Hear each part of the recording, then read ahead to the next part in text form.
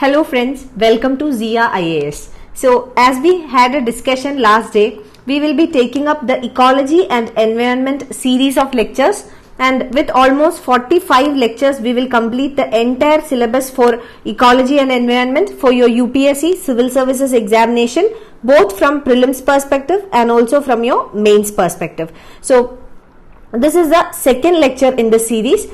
If you have missed the first lecture, it is available on our channel ZIAIAS. You can find the lecture from our channel. So this is the second one in the series. So I will be completing all the 45 lectures, 45 or somewhat more than that. When we include the current affairs also, maybe it will go a little more further. So people were asking me in the comment section in the previous class that whether I will be giving all the lectures on YouTube or not. I will provide all the lectures on YouTube.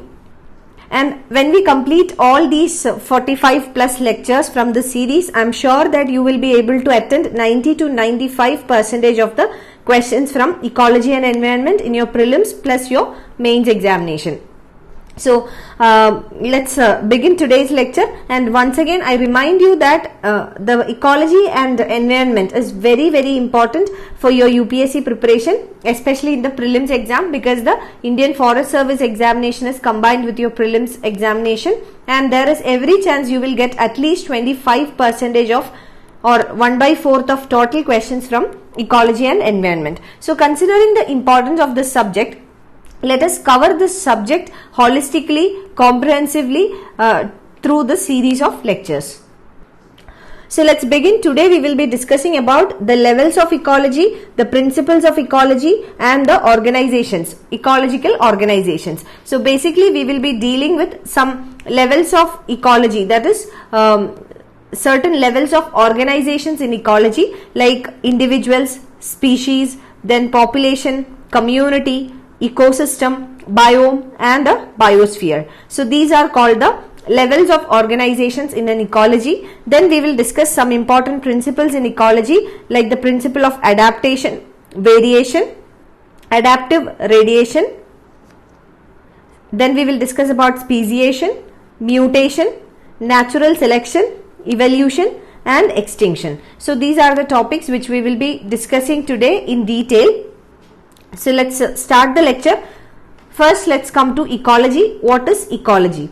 In the previous class also, we briefly just discussed about what is meant by ecology. Ecology is the branch of biology. Biology means anything which has life. So branch of biology which is concerned with the relationship of organisms to one another and their physical surroundings.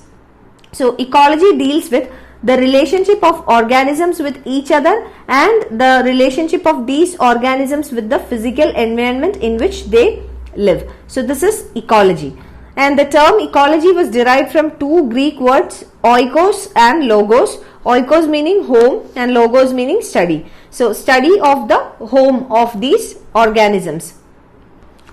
Now let's come to the levels of organizations in an ecology. So we said that the levels, in the beginning we said the levels of organizations can be individual level, organism, population, community, ecosystem, biome, and biosphere. So now here we will be discussing all the levels in detail. We will see what are the differences between each levels and each level in detail. Okay, so let's start with, okay, the first one is the organism. But before that, let's see what is individual. So organism itself, it means, organism means an individual living being. So individual living being that has the ability to act or function independently, which means that an organism is an individual. So organism and individual, they are the same, but not every individual becomes an organism. Why? When an individual has the ability to act and function independently, it is called an organism. So not every individuals can become organisms, but those individuals which has the ability to act and function independently becomes an organism. I hope you understood this. Second one is species. Now species is a group of living organisms. Now after organism, the next level is species. So lowest level in an ecology is the individual, or we can say organism. Why? Because individual having some characteristics like the ability to function individually is called an organism, and whereas a species is a group of organisms consisting of similar individuals capable of exchanging genes or interbreeding, and it is the basic unit of taxonomy. So I will explain it further. So the first level. Now when we discuss about the first level, we said first level in an ecology is the organism. Now after organism we have the species. Now what is a species? Species is nothing but it is a group of organisms. That means many organisms come together to form species. But again, what kind of organisms constitute species? It's a group of organisms, living organisms, which have some similar features, that is similar individuals who are capable of exchanging the genes within themselves. Gene is the basic genetic material. So these organisms which come together should be able to exchange or to interchange the genes, or they should be able of interbreeding, that is they should be able to breed with each other. Now let's take a very good example of species. So very good example which you can yourself connect is Homo sapiens. So Homo sapiens is an example of species. Now if we look into Homo sapiens and their characteristics, we will see that Homo sapiens are living organisms. Now, what are the characters of this living organism? Homo sapiens, the living organisms, they have similar features and they are also able to exchange the genes, or they are able to breed with each other. So this is a very good example. If suppose you have some confusion when you see the terms like species and all regarding the definition, one simple way you can remember about their characteristic is to bring some example into your mind, so that you can think about the example, the characteristic features of the example, then definitely you will be able to identify what are the features. So Homo sapiens is a very good example of species. So in case of Homo sapiens, they are a group of living organisms which is capable of interbreeding or exchanging the genes within each other. I hope these two levels are clear for you. First one is organism, second one is species. Next, let us move to the third level, that is the population. So population is our third level. Now population, it's a community of interbreeding organisms. Interbreeding organisms, we know they are the same species. Only the same species can interbreed each other, and that is what we already discussed when we talked about the species. So population means it's a community of interbreeding organisms, or it is a community of species occupying a defined area during a specific time. Here two more things are added, that is defined area regarding their habitat. So they occupy a defined area during a specific time. Now when we talk about population, we also need to talk about the population growth rate. So growth rate of population can be either positive growth rate or negative population growth rate. Now what is positive growth rate and what is negative growth rate of population? Now positive growth rate of population is when there is birth, that is addition to the population by means of birth or by immigration. So by immigration means coming into a particular habitat. So by the way of birth or through immigration, when there is an increase in the size of the population, it is called a positive population growth, whereas a negative population growth means when there is a reduction in the size of the population due to death or due to emigration. Emigration means leaving a habitat. Suppose you are migrating to a different country from India, it is immigration to that country. Suppose you travel from India to US. So when you travel, there is a reduction in one. So the size of population reduces, and this is emigration for India, and for US it is immigration. So the first one, immigration. Okay, so this is regarding the third level, that is the population. Now let's come to community, which is the fourth level. And within community we have major communities and minor communities. We will come to that, but before that let's see what is a community. Community it is named after the dominant plant or the dominant mostly the dominant plant form in that particular place. Now let us take for example a particular habitat or a particular geographical location where there is an excess or where there is a domination of some species of plant population. Then we name that particular geographical location by the plant which is dominant there. Let us take the example of a grassland. Now in case of a grassland community, it is dominated by grasses. It doesn't mean that there are no other kind of plants. There can be herbs, there can be trees, there can be every other form of plants as well, but the dominant community there is the grassland, and that is how we give the name grasslands. Now other examples of communities can be tropical evergreen forest, deserts, this is a community, then deciduous forest. So all these are communities, and communities can be further divided or broadly divided into major communities and minor communities. Now let's talk about the major communities. Major communities are large sized and relatively independent communities. So major, the name itself gives us an idea about the size of the community. It is large sized and also it is relatively independent, and it only depends on sun's energy from outside. So solar energy is the only external factor on which this community is dependent upon. Example is tropical evergreen forest. We also have minor communities which are dependent on neighboring communities and are often called societies. So minor communities, they are often dependent upon the neighboring communities, and they are secondary aggregations within a major community. So minor communities can be seen within the major community. So major, minor. Okay. Now an example is a mat of lichen on a cow dung pad. Here the cow dung pad is the major community, whereas the mat of lichen is the minor community which lives in the major community. I hope you got this point. Now next level we have the ecosystem. Yesterday also we had a detailed discussion about ecosystem. I also told you that ecosystem was a previous year question asked in the UPSC preliminary examination 2015. The question was so direct that they asked about the definition of ecosystem.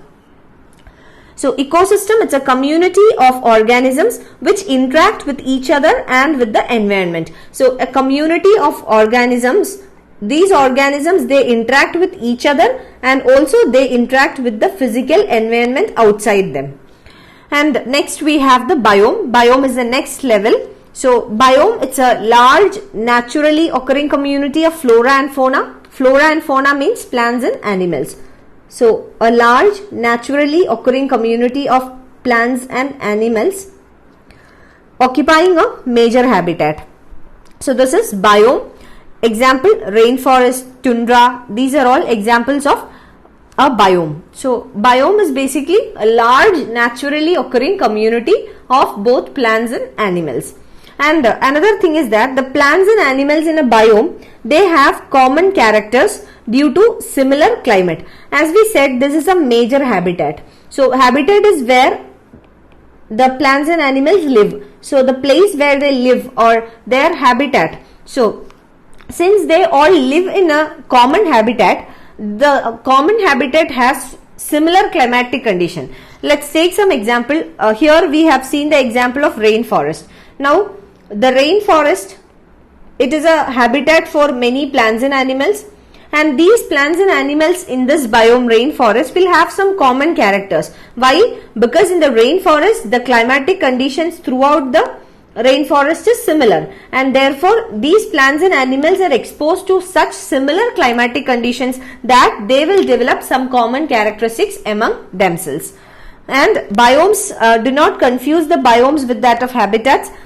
Biomes are distinct from habitats. It's different from habitats because any biome can comprise of a variety of habitats. Habitats, it's a narrower concept, whereas biome is a broader concept, and sometimes many habitats together can form a biome. So do not confuse that both are the same. Habitat is a small concept, or we can say a narrower concept, whereas biome is a broader concept, and at times it can be seen that many habitats together they constitute a biome. Now let's move on to the principles of ecology. So here in the principles of ecology, we will see some of the important principles like the principle of adaptation, variation, adaptive radiation, speciation, mutation, natural selection, evolution.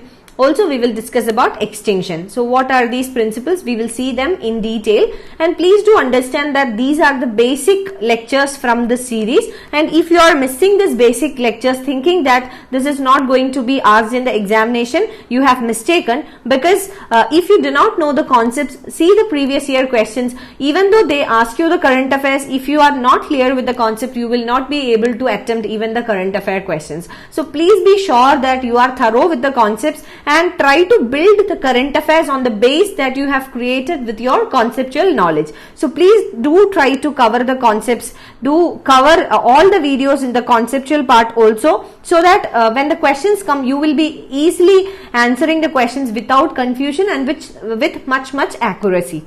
So let's come to the principles of ecology. The first principle is the principle of adaptation. Now, what is meant by adaptation? Adaptation is one word that we use in our common day, everyday lives, everyday conversations. So, what is adaptation? Adaptation means you are adapting to something, or you are coping up with something. That is adaptation. So, here also we can connect the same literal meaning to our ecology. So, adaptation means it's the appearance or the behavior or the structure or the mode of life of an organism that allows that particular organism to survive in a particular environment. So now I'll give you an example, then further we will come to the explanation so that you will better understand that. Now let's take the example of a desert. Now in a desert ecosystem, what we will see is that there are some specific kinds of plants like cactus. Cactus is a plant which we will see in the desert ecosystem.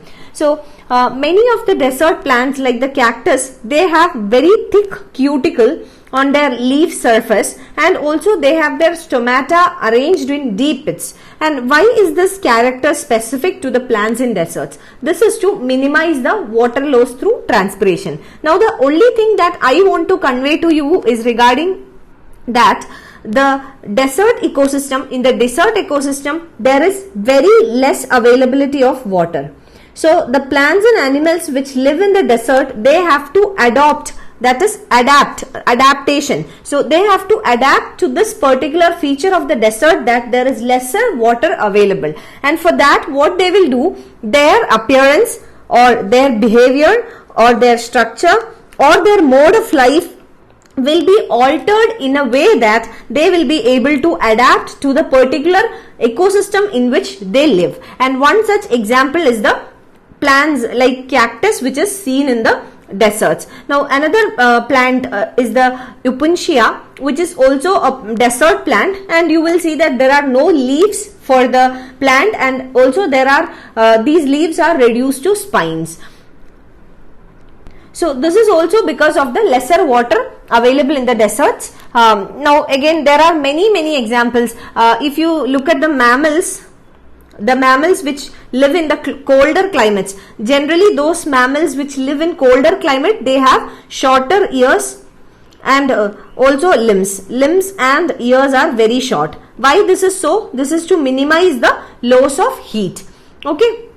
So these are all some of the examples of adaptation. Adaptation means nothing but organism or a species is adapting to the ecosystem or the climatic conditions of the ecosystem in which the organism lives. And adaptation may be classified into morphological, physiological or behavioral. Not very important for you, but I'll just tell you what are they. Morphological. So what is meant by morphology? So I'll give you an example. For example, giraffe. You must have seen at least the photos of giraffes. So there you will see that the giraffe's neck is very long. Why is the neck of the giraffe too long? This is because when the trees are very high, they have to catch the trees, therefore the neck is very high. This is an example of morphological adaptation. So adaptation, adaptation is done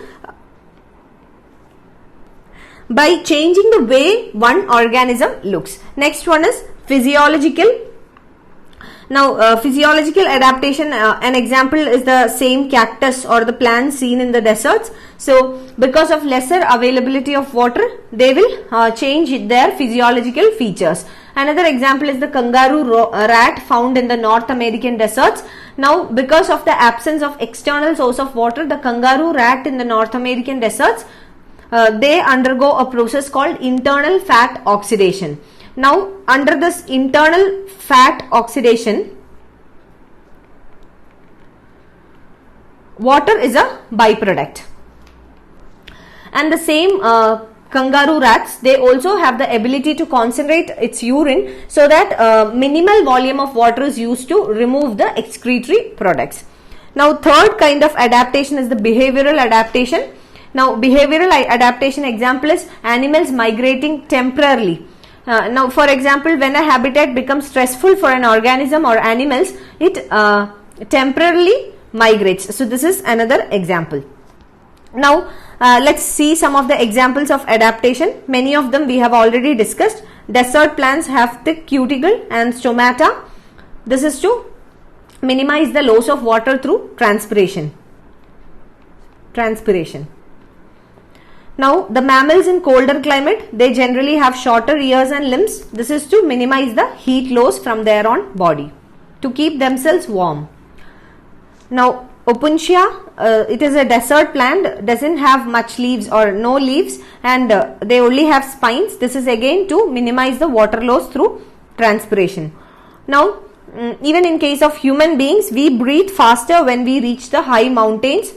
So these are all some examples of adaptation.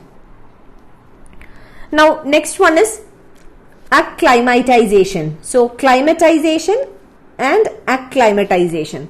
Now what is acclimatization? Let us see what is it. So acclimatization, it means small changes that take place in the body of a single organism over short periods to overcome small problems due to changes in the surroundings. Acclimatization. So acclimatization means this is also a kind of adaptation. So here it refers to adaptation to a particular climate. So in order to adapt to a particular climate, small changes take place in the body of an organism for short period, and this is to adapt with the climate. That is why it is called acclimatization. To adapt to the climatic conditions, small changes happening in the body of an organism.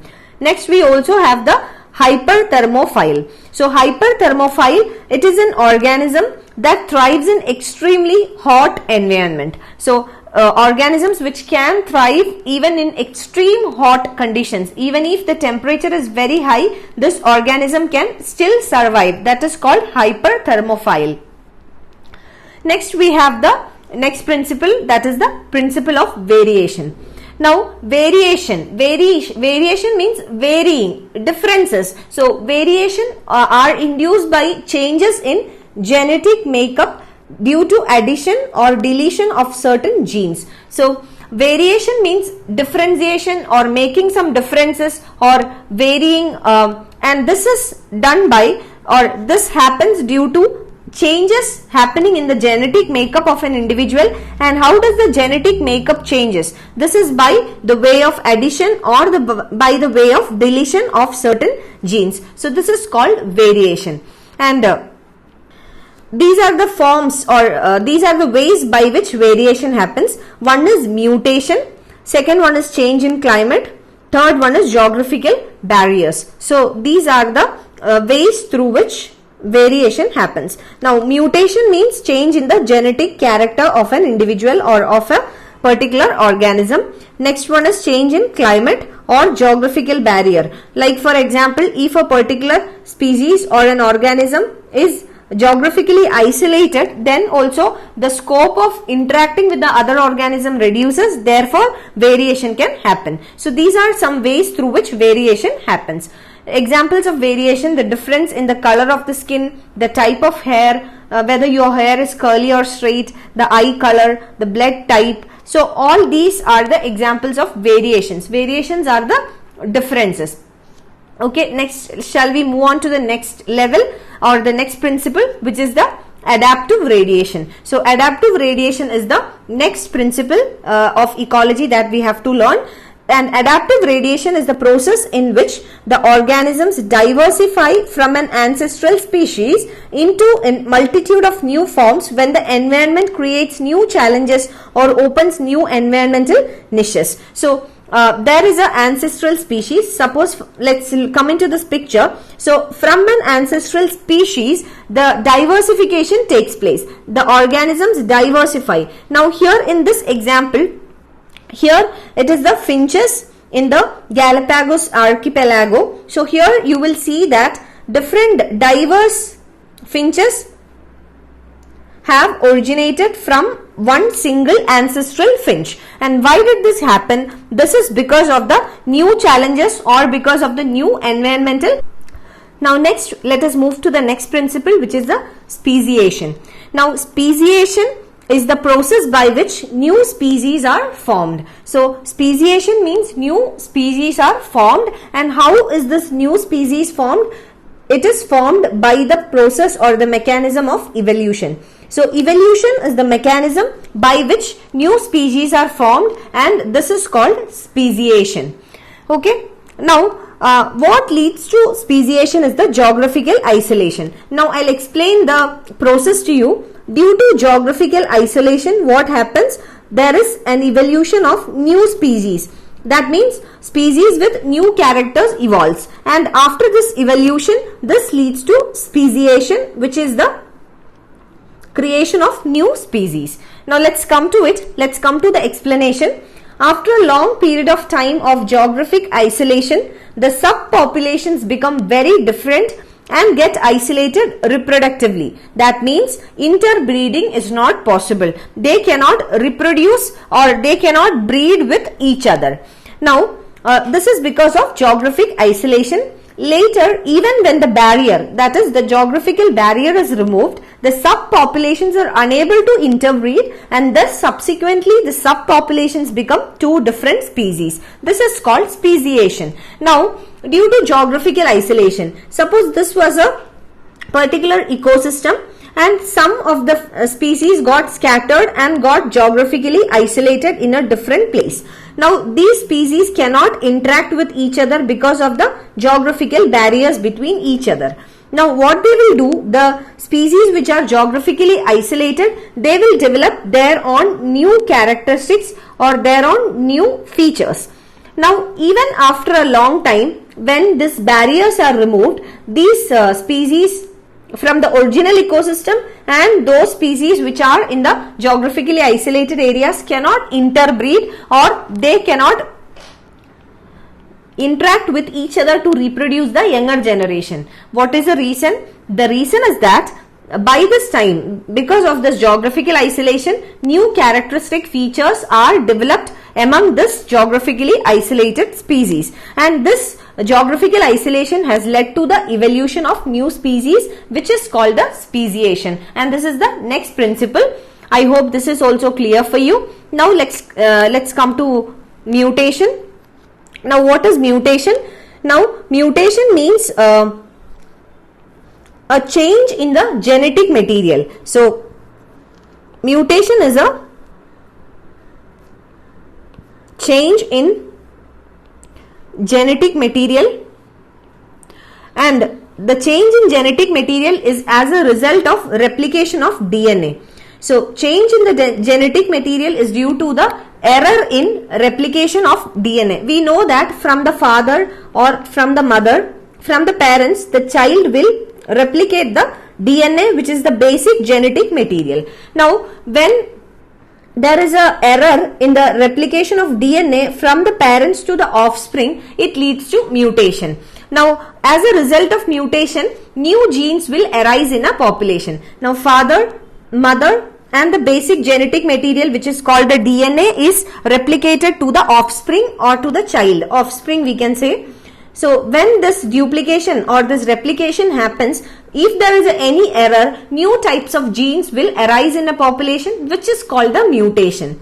And mutation can result because of errors in replication of DNA, effect of radiation or effect of chemicals. All these can lead to errors in the replication of DNA. And members of the same species show variations and are non-identical due to this genetic recombination. Because of mutation, what will happen? The species which belong or the members or organisms which belong to the same species, they will show variations among each other. Why? Because the genetic material has changed. Okay, I hope you got what is called mutation. So this is mutation. So when you hear the term mutation, bring to your mind that there is a change in the genetic material, and this is as a result of error in replication or due to radiation, or it can be because of the use of chemicals, etc. Next one is natural selection. Now next one is natural selection, which means that the process by which the species adapt to their environment. So this is the process by which the species they adopt or adapt to their particular environment.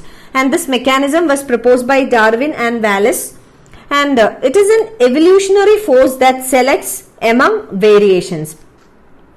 What does it mean? It means that these are certain genes that help the organism to better adapt to the particular environment. So such genes are reproduced more in a population due to natural selection. There are certain genes which will help the organism. So certain genes are the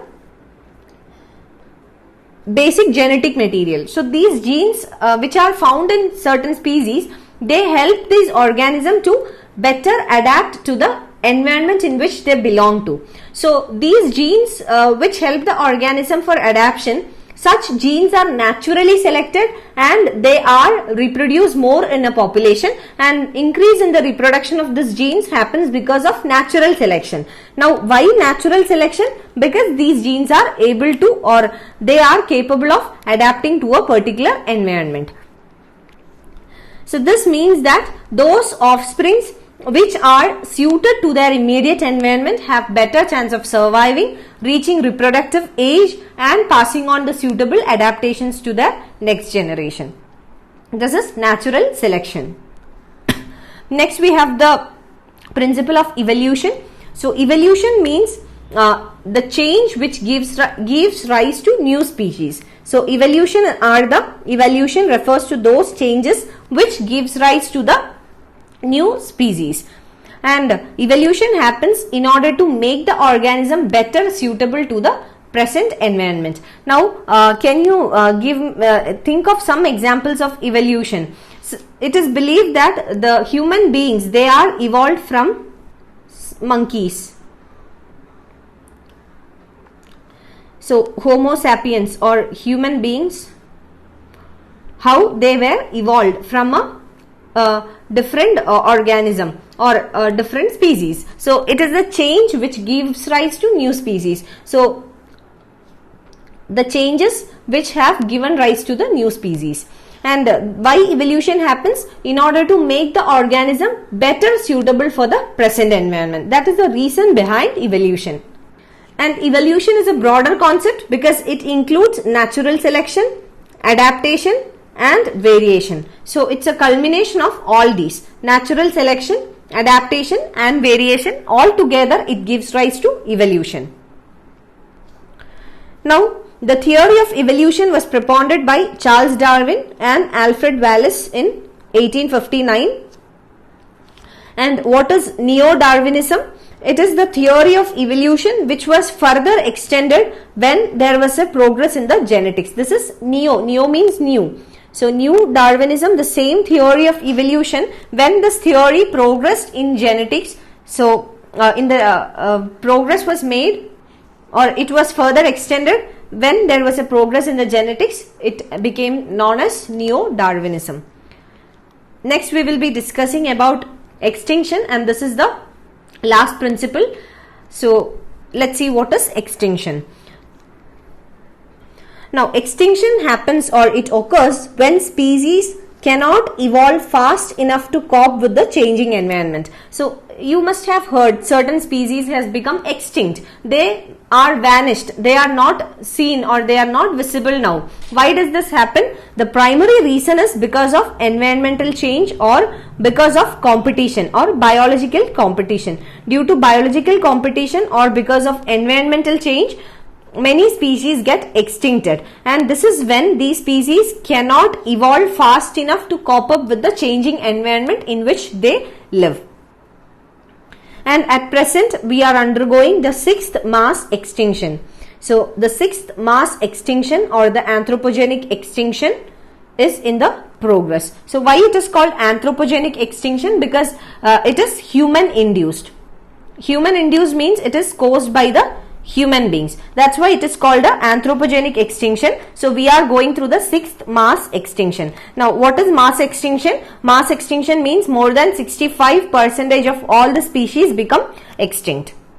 We will later discuss about what are the extinct species and how they have affected the biodiversity, how they have affected the life on earth, etc. We will discuss all that in detail when we discuss about biodiversity. So now we were discussing some basic concepts, and this is all the principles of ecology. Now finally we will also discuss about some types of extinction. So let's begin with biological extinction.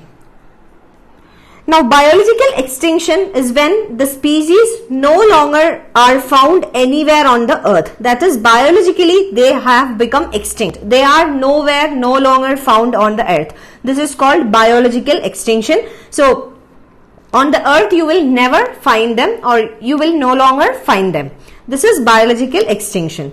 Second is local extinction. From the term itself it's clear that in a local area or in a particular area, once the species were earlier inhabited or once these species were earlier seen, now it's not seen in the local area, and this is called local extinction. Local extinction, even though it is a serious concern, biological, as compared to biological extinction, it is a less severe concern. But biological extinction means that the species is no longer found anywhere on the earth, which shows serious indications of climate change, biodiversity loss, and serious threat to human survival on this planet. Third one is ecological extinction. Species is so few in number that it no longer plays in normal role. So here ecological extinction means that the number of species of a particular species has come down, which shows that earlier the species had a major role to play in an ecology. Now the role of the species in this ecology has come down because the number of the species has reduced. So this reduces its ecological relevance of the species, which is called ecological extinction.